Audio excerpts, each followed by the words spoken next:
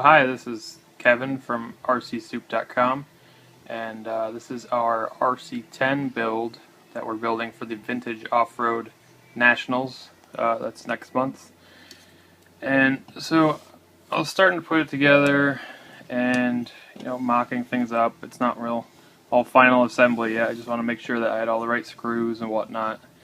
But as you can probably tell from the article once it's published, that we didn't use a whole lot of the stock parts that we had from the kit that I got on Craigslist.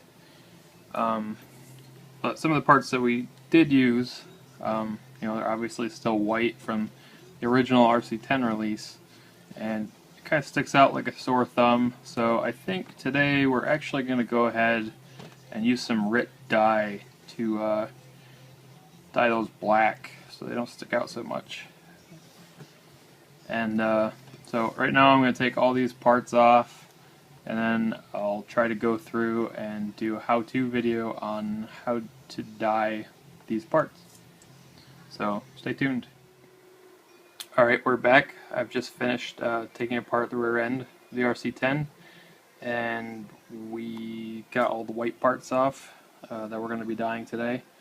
And we've got the transmission case, rear arm mounts, transmission spacers, wing buttons, and the rear bulkhead. I have some other parts laying around that I'm probably not going to end up dyeing, like this old rear bulkhead. Really nasty. So I took the cleaner of the parts that I had. I mean, none are really like pristine condition, so I don't think we'll get any flack from the hardcore vintage guys for dyeing these parts, because they're all kind of rough shape, definitely used. But we're going to go ahead and get these cleaned up with some soapy water, and then we are going to dye them. Alright, so we've got all our parts cleaned, and I wired them up on some picture hanging wire, and this will be how I lower them into the dyeing bucket once we get that far. This way they can be suspended in the water and the dye and not sit on the bottom. It'll be easy for me to take out. So it's kind of creepy looking. Alright, we're back. We're actually going to dye the parts right now.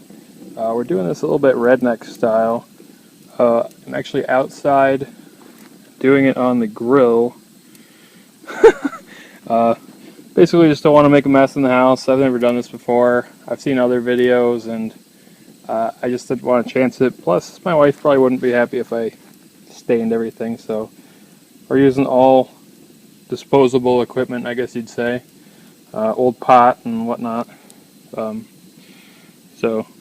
I guess, the one thing we can say is that we'll probably be the only RIT dyeing video on YouTube to have a view like that above our boiling pot of water. I don't know if that counts for anything or not, but so basically we're letting it boil right now. It's probably going to be a few minutes, but I've got everything ready. My wire is prepped. All you have to do is open the RIT dye package and dump it in. Alright, so we've got our water pretty much at a boil. I turned it back down a little bit just so it's on simmer. And we've got our RIT dye, which I've already opened a little bit. And we're going to dump probably between 1/2 and 3/4 of this in here. It's a big pot, so I'll go ahead and add that.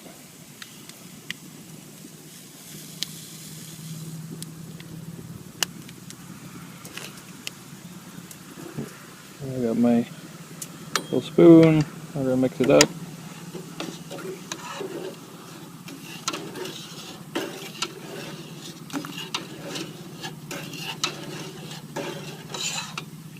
So as you can tell, it's turning black.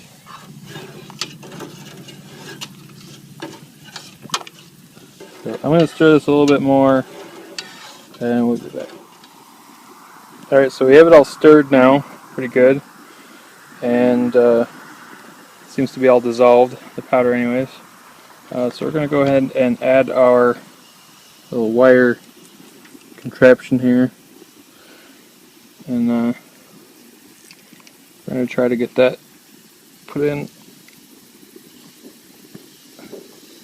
so everything is submerged.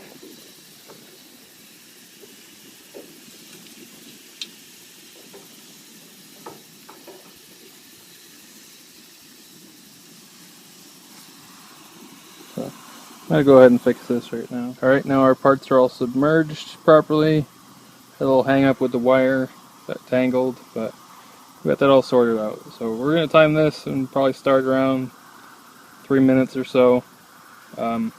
If you're doing colors, it probably you want to do a minute or two at a time, but we're doing black, so it doesn't really matter. If we go a little bit longer, it'll just be black. If we go too short, it's going to look purple, so we don't want that.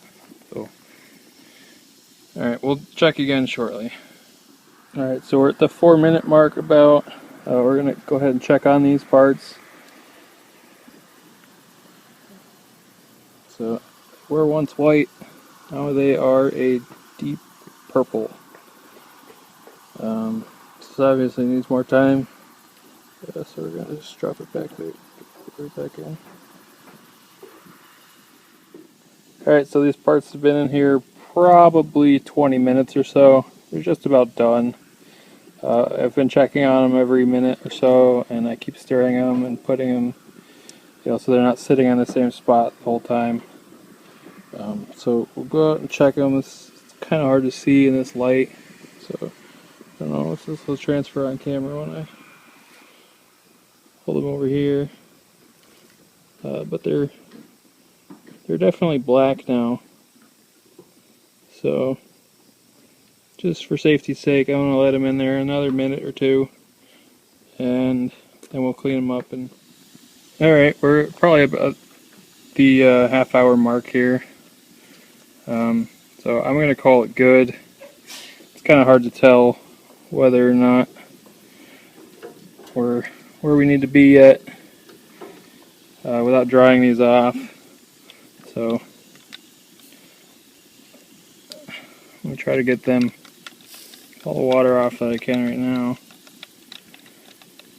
And I've got a towel and a container here that I'm gonna try to put them in.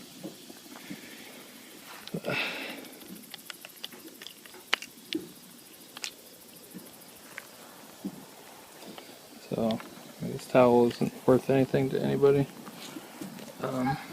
We're gonna wipe them off a little bit.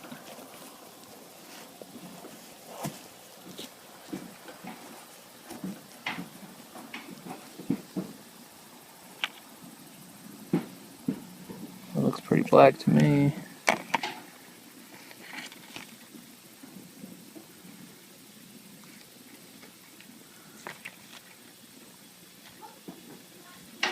So yeah, we're gonna call this good.